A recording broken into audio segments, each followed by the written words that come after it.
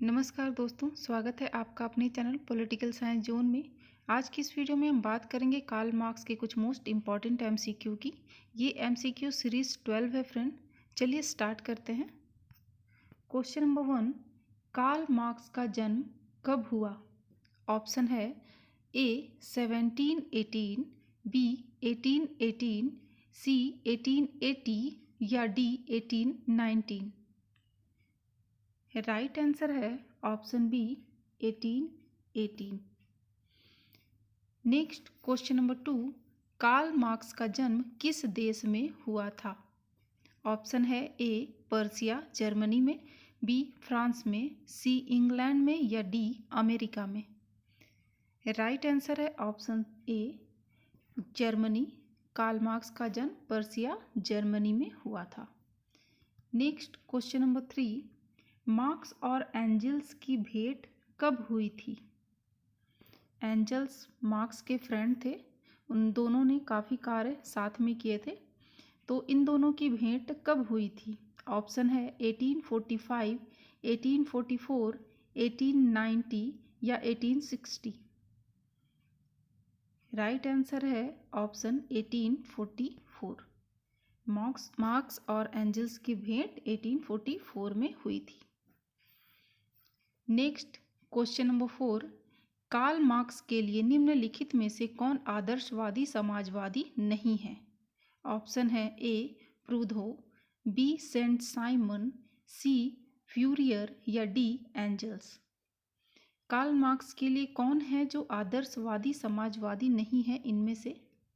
Right answer है option D angels, क्योंकि angels जो है वो आदर्शवादी समाजवादी नहीं है बल्कि क्या है, वैज्ञानिक समाजवादी थे। नेक्स्ट क्वेश्चन नंबर 5, निम्नलिखित में से यह किसने कहा है कि कामगारों की मुक्ति का आधार स्वयं उनका कार्य है?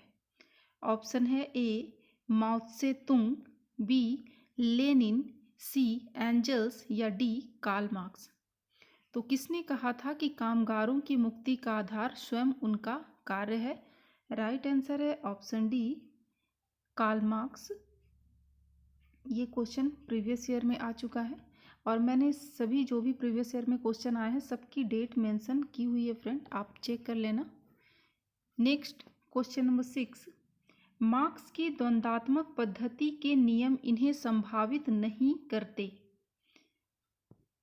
ऑप्शन है ए मात्रा का गुणवत्ता में तथा इसके विपरीत रूपांतरण का नियम, या बी विरोधी की एकता का नियम, या सी नकारने को नकारने का नियम, या डी द्वंद्वात्मक पद्धति अपने प्रचालन को केवल भूतकाल की समझ तक सीमित करती है। तो कौन सी है यह इसमें से जो द्वंद्वात्मक पद्धति के नियम से संभावित नहीं है, उससे अटैच नहीं है, उससे संबंधित नहीं है? राइट आंसर है ऑप्शन डी, द्वंद्वात्मक पद्धति अपने प्रचालन को केवल भूतकाल की समझ तक सीमित करती है। ये गलत कथन है, बाकी सही है। नेक्स्ट क्वेश्चन नंबर 7, किसने कहा है मनुष्य को सोचने के पूर्व खाना चाहिए, खाने के लिए उसे उत्पादन करना होगा और उत्पादन एक मूल कार्यकलाप है? यह कथन किसका है? ऑप्शन है ए माओ, बी रोजा लेक्जमबर्ग या सी लुइस अल्थुसर या डी कार्ल मार्क्स।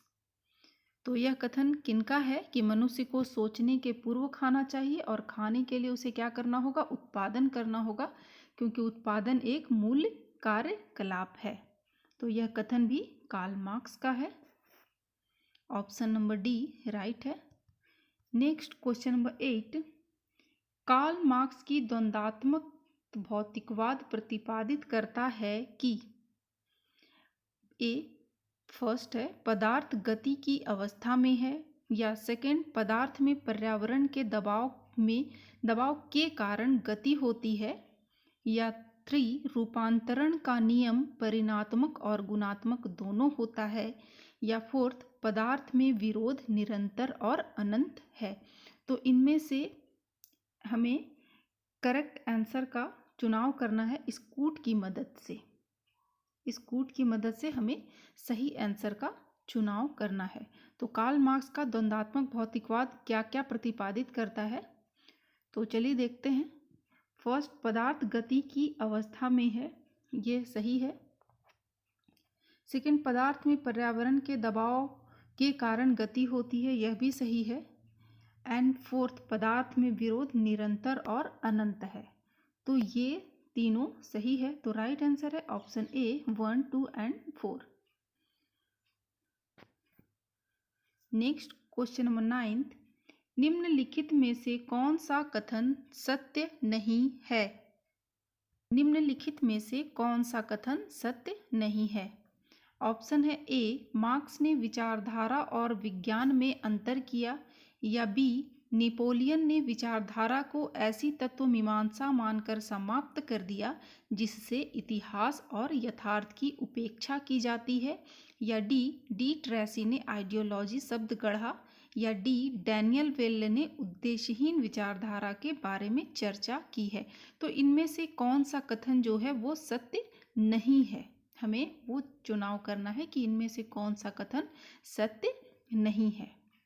तो इसमें जो कथन सत्य नहीं है वो है D, option D, Daniel Bell ने उद्देश्यहीन विचारधारा के बारे में चर्चा की थी।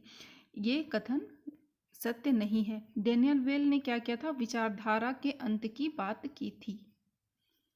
नेक्स्ट क्वेश्चन नंबर 10, मार्क्स ने अपने पूर्ववर्ती समाजवाद को क्या कहकर पुकारा था?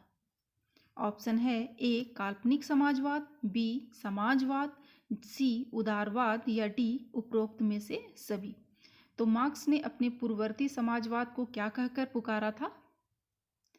राइट आंसर है ऑप्शन ए, काल्पनिक समाजवाद। उन्होंने अपने पूर्ववर्ती समाजवाद को क्या कहकर पुकारा था? काल्पनिक समाजवाद। नेक्स्ट क्वेश्चन नंबर 11, मार्क्स ने जिस प्रकार के समाजवाद की परिभाषा की उसे कहा जाता है? ए, दार्शनिक समाजवाद, बी, आदर्शात्मक समाजवाद, सी, वैज्ञानिक समाजवाद, या डी, क्रांतिकारी समाजवाद। तो मार्क्स ने जिस प्रकार के समाजवाद की परिभाषा की थी उसे क्या कहा जाता है? राइट आंसर है ऑप्शन सी, वैज्ञानिक समाजवाद।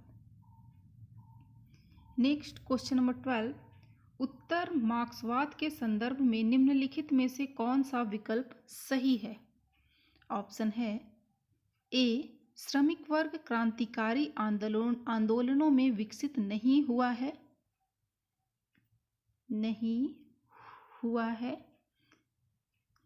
बी, आर्थिक वर्ग हित उपेक्षता विचारधारा और राजनीति से स्वायत्त होता है, या सी, श्रमिक वर्ग समाजवाद में अपनी आधारभूत स्थिति को बनाए नहीं रख पाता है, या उपरोक्त में से सभी।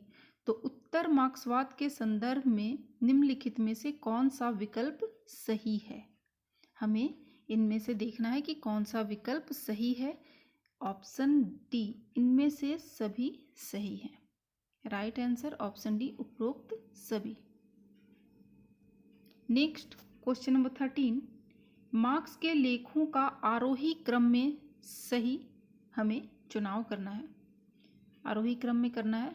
ए, contribution to the critique of political economic, b है property of philosophy, c, thesis on Feuerbach, और डी है कम्युनिस्ट मैनिफेस्टो। तो इन्हें हमें आरोही क्रम में सजाना है इस कोड के मदद से। तो चलिए मिलाते हैं। सबसे फर्स्ट है थीसिस ऑन फ्यूरबाख, फिर है poverty of philosophy, C, B, and next है कम्युनिस्ट मैनिफेस्टो, एंड लास्ट में है contribution to the critique of political economy. तो सी, बी, डी, ए हम यहाँ देखते हैं। यहाँ मैंने 1, 2, 3 कर रखा है। तो C 3, B 2, D 4 and A 1। Right answer है ऑप्शन सी, राइट आंसर है ऑप्शन सी।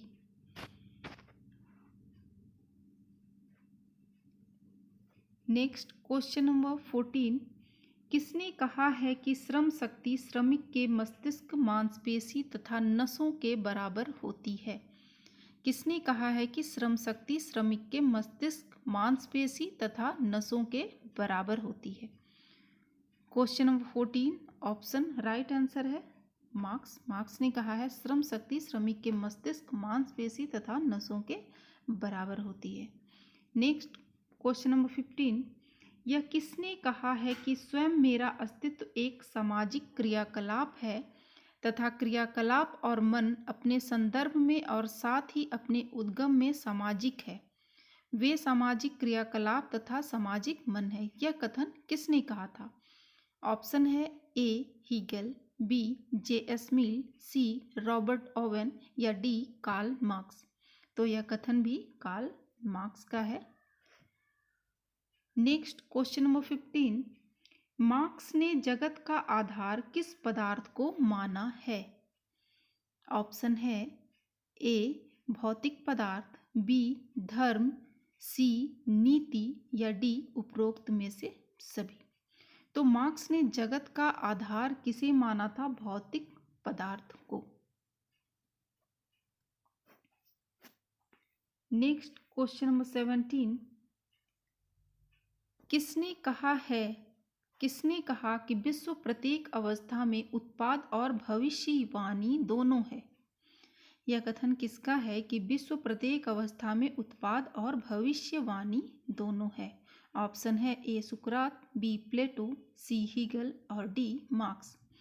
राइट आंसर है ऑप्शन डी मार्क्स। मार्क्स का कहना था कि विश्व प्रत्येक अवस्था में उत्पाद और भविष्यवाणी दोनों है। नेक्स्ट क्वेश्चन नंबर 18, अभिजात वर्ग का स्पेकुलेटर्स और रेटियर्स के रूप में पैरेटो द्वारा किया गया वर्णन निम्नलिखित में से किसके द्वारा वर्णित शासनात्मक गुट के अभिलक्षणों से मिलता जुलता है? ऑप्शन है ए एरिस्टोटल, बी प्लेटो, सी मैकियावेली या D marks. Right answer option D marks. Next question number 19, क्रांति सामाजिक परिवर्तन का अनिवार्य माध्यम है किसने माना? क्रांति सामाजिक परिवर्तन का अनिवार्य माध्यम है, यह किसने माना? ऑप्शन है A Lenin, B Marx, C Stalin and D Mao. Obviously इसमें भी right answer option B Marx. Marx का था कि क्रांति सामाजिक परिवर्तन का अनिवार्य माध्यम है। नेक्स्ट क्वेश्चन नंबर 20, समाजवादियों में बाइबल किस पुस्तक को माना जाता है? ऑप्शन है a Das Kapital, b anti Duhring या सी गोरथा प्रोग्राम या d communist manifesto. Right answer है ऑप्शन डी कम्युनिस्ट मैनिफेस्टो को समाजवादियों की बाइबल माना गया है। आई होप फ्रेंड आप लोगों को मेरी वीडियोस पसंद आई होगी। पसंद आने पे लाइक सब्सक्राइब ज़रूर करें। मिलते हैं नेक्स्ट वीडियो में, तब तक के लिए धन्यवाद।